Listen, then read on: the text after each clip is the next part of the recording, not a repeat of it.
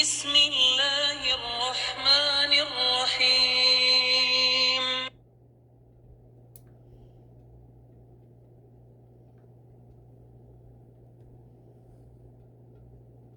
سبح اسم ربك الأعلى الذي خلق فسوى والذي قدر فهدى والذي أخرج المرعى فجعله غثاء أحوى سنقرئك فلا تنسى إلا ما شاء الله إنه يعلم الجهر وما يخفى